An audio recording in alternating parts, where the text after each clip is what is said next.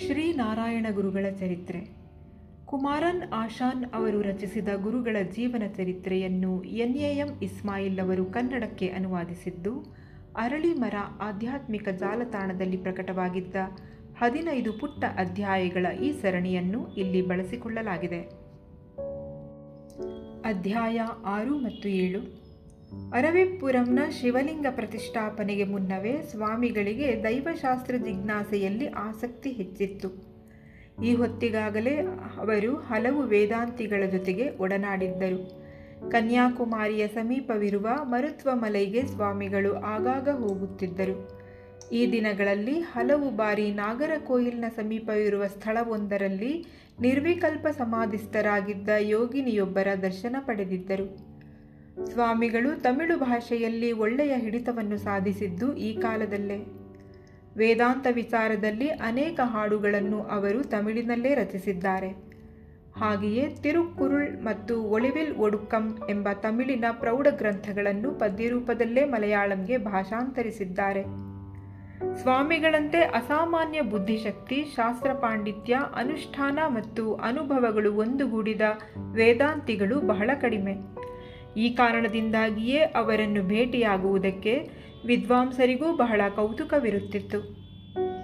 ಪ್ರಸಿದ್ಧ ತತ್ವಜ್ಞಾನಿ ಪ್ರೊಫೆಸರ್ ಸುಂದರ್ ಪಿಳ್ಳೈ ಮೊದಲಾದವರ ಶ್ಲಾಘನೆ ಮತ್ತು ಗೌರವಕ್ಕೆ ಸ್ವಾಮಿಗಳು ಪಾತ್ರರಾಗಿದ್ದರು.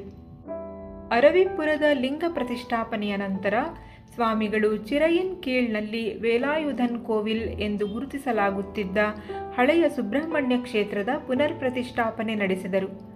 ಇದರ ಜೊತೆಗೆ ಸಮೀಪದಲ್ಲೇ ದೇವೇಶ್ವರಂ ಎಂದು ಕರೆಯಲಾಗುತ್ತಿದ್ದ ಮತ್ತೊಂದು ಶಿವದೇಗುಲ ಪ್ರತಿಷ್ಠಾಪನೆಯನ್ನು ಪೂರೈಸಿದರು. ಈಳವ ಜಾತಿಯವರ ನಡುವೆ ಸ್ವಾಮಿಗಳ ಖ್ಯಾತಿ ಬಹುಬೇಗ ಹರಡಿತು. ಪರವೂರ್ನಿಂದ ತೊಡಗಿ ನಯ್ಯಾಟಿಂಕರದ ತನಕ ಈಳವರಿಗೆ ಸೇರಿದ ಹಲವು ಹಳೆಯ ದೇವಿ ಗುಡಿಗಳಲ್ಲಿ ನಡೆಸುತ್ತಿದ್ದ ಪ್ರಾಣಿಬಲಿ ಆಚರಣೆಯನ್ನು ಸ್ವಾಮಿಗಳ ಮಾತಿನಂತೆ ಅನೇಕರು ನಿಲ್ಲಿಸಿಬಿಟ್ಟರು. ಹಿಂಸೆ ಮತ್ತು ಕ್ಷುದ್ರ ದೇವತೆಗಳ ಆರಾಧನೆಯ ದೋಷದ ಬಗ್ಗೆ ಸ್ವಾಮಿಗಳೇ ಪುಟ್ಟ ಬರಹಗಳನ್ನು ಬರೆದು ಭಾಷಣಗಳನ್ನು ಏರ್ಪಡಿಸುತ್ತಿದ್ದರು. ಅರವಿಪ್ಪುರ ಕ್ರಮೇಣ ಒಂದು ಮಠವಾಗಿ ಬದಲಾಗತೊಡಗಿತು. ಅನೇಕ ಯುವಕರು ಅಲ್ಲಿಗೆ ಬಂದು ಸ್ವಾಮಿಗಳ ಶಿಷ್ಯರಾಗಿ ಮಠದ ಅಂತೇವಾಸಿಗಳಾದರು. ಪರಿಣಾಮವಾಗಿ ಶಿಷ್ಯವಾಸಕ್ಕೆ ಬೇಕಿರುವ ಅನುಕೂಲಗಳಿರುವ ಶಾಶ್ವತ ವ್ಯವಸ್ಥೆಯ ಅಗತ್ಯ ಹೆಚ್ಚಿತು. 1893ರಲ್ಲಿ ತಿರುವನಂತಪುರದ ಹತ್ತಿರವಿರುವ ಕುಳತ್ತೂರಿನಲ್ಲಿ ಈಳವರಿಗೆ ಸೇರಿದ ಹಾಗೂ ಬಹಳ ಹಳೆಯ ಕೋಲಕುತ್ತರ ಭಗವತೀ ಕ್ಷೇತ್ರವನ್ನು ತೆರವುಗೊಳಿಸಿ ಸ್ವಾಮಿಗಳು ಅಲ್ಲೊಂದು ಶಿವದೇಗುಲ ಕಟ್ಟಿಸಿ ದೇವ ಪ್ರತಿಷ್ಠೆಯನ್ನು ಪೂರ್ಣಗೊಳಿಸಿದರು. ಅದರ ಮರುವರ್ಷ ಅರವಿಪ್ಪುರಂ ಮಠದ ಧಾರ್ಮಿಕ ಚಟುವಟಿಕೆಗಳನ್ನು ನೋಡಿಕೊಳ್ಳಲು ಮತ್ತು ಮಠದ ಅಭಿವೃದ್ಧಿಗಾಗಿ ಜನರಿಂದ ಹಣ ಸಂಗ್ರಹಿಸಲು ಅಗತ್ಯವಿರುವ ವ್ಯವಸ್ಥೆಯನ್ನು ಸ್ವಾಮಿಗಳು ರೂಪಿಸಿದರು. ಇದಕ್ಕಾಗಿ ಅವರು 1895ರಲ್ಲಿ ಶಿಷ್ಯರ ಜೊತೆಗೆ ಪರವೂರವರೆಗೂ ಹೋಗಿದ್ದರು. ಅಲ್ಲಿಂದ ಬೆಂಗಳೂರಿಗೆ ಪ್ರಯಾಣ ಬೆಳೆಸಿದ ಸ್ವಾಮಿಗಳು ಡಾಕ್ಟರ್ ಪಲ್ಪು ಅವರನ್ನು ಭೇಟಿಯಾದರು.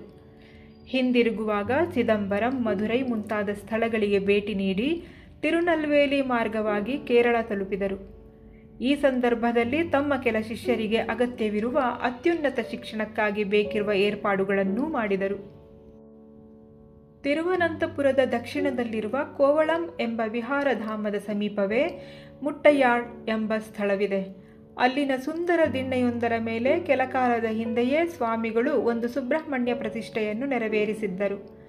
ಈ ದೇವಸ್ಥಾನದ ನಿರ್ವಹಣೆಗಾಗಿ ಅದು ಇದ್ದ ಭೂಮಿಯೂ ಸೇರಿದಂತೆ ಸ್ವಲ್ಪ ಜಮೀನನ್ನು ಅದರ ಮಾಲೀಕರಾಗಿದ್ದ ಕೊಚ್ಚುಕುಟ್ಟಿ ವೈದ್ಯರ್ 1899ರಲ್ಲಿ ದಾನಪತ್ರ ಮಾಡಿಕೊಟ್ಟರು. ಈ ಪ್ರದೇಶದಲ್ಲಿ ಬಂಡೆಗಳ ನಡುವಿಂದ ಶುದ್ಧ ಜಲವನ್ನು ಹರಿಸುವ ಒರತೆಯೊಂದಿದೆ. ಇದರ ಬಳಿಯೇ ಸುಂದರವೂ ಸಕಲ ಸೌಲಭ್ಯಗಳೂ ಇರುವ ಮಠವೊಂದನ್ನು ಕೊಚ್ಚುಕುಟ್ಟಿ ವೈದ್ಯರ್ ಕಟ್ಟಿಸಿದ್ದಾರೆ. ಅದೇ ವರ್ಷ ಅರವಿಪ್ಪುರಂ ದೇವಾಲಯ ಮತ್ತು ಮಠದ ಅಭಿವೃದ್ಧಿ ಹಾಗೂ ನಿರ್ವಹಣೆಗಾಗಿ ನಯ್ಯಾಟಿಂಕರ ಮತ್ತು ತಿರುವನಂತಪುರಂ ತಾಲೂಕಿನ ಈಳವ ಪ್ರಮುಖರನ್ನು ಒಟ್ಟುಗೂಡಿಸಿ ಅರವಿಪ್ಪುರ ಕ್ಷೇತ್ರಯೋಗಂ ಎಂಬ ಹೆಸರಿನ ಸಂಘಟನೆಯೊಂದನ್ನು ಸ್ಥಾಪಿಸಲಾಯಿತು. ಈ ನಡುವೆ ಮಧ್ಯ ತಿರುವಿದಾಂಕೂರು ಮತ್ತು ಉತ್ತರ ತಿರುವಿದಾಂಕೂರಿನ ಹಲವು ಪ್ರದೇಶಗಳ ಜನರ ಅಪೇಕ್ಷೆಯ ಮೇರೆಗೆ ಸ್ವಾಮಿಗಳು ಹಲವು ದೇಗುಲಗಳನ್ನು ಪ್ರತಿಷ್ಠಾಪಿಸಿದರು. ಈ ಎಲ್ಲ ದೇಗುಲಗಳಲ್ಲಿಯೂ ಸುಧಾರಿತ ಆರಾಧನಾ ಕ್ರಮಗಳಲ್ಲಿಯೇ ಪೂಜಾದಿ ಕ್ರಿಯೆಗಳು ನಡೆಯುವ ವ್ಯವಸ್ಥೆಯೂ ಆಯಿತು. 1901ರಲ್ಲಿ ತಿರುವಿದಾಂಕೂರು ಜನಗಣತಿ ವರದಿಯಲ್ಲಿ ಈಳವ ಸಮುದಾಯದ ಬಗ್ಗೆ ಇರುವ ವಿವರಣೆಯಲ್ಲಿ ಸ್ವಾಮಿಗಳನ್ನು ಸಾತ್ವಿಕ ಮತಸುಧಾರಕ ಎಂದು ವರ್ಣಿಸಲಾಗಿದೆ. ಇದು ಅವರ ಧಾರ್ಮಿಕ ಸುಧಾರಣಾ ಕಾರ್ಯಗಳಿಗೆ ಆ ದಿನಗಳಲ್ಲೇ ದೊರೆತಿದ್ದ ಮನ್ನಣೆಯ ಚಿತ್ರಣವನ್ನು ನೀಡುತ್ತದೆ.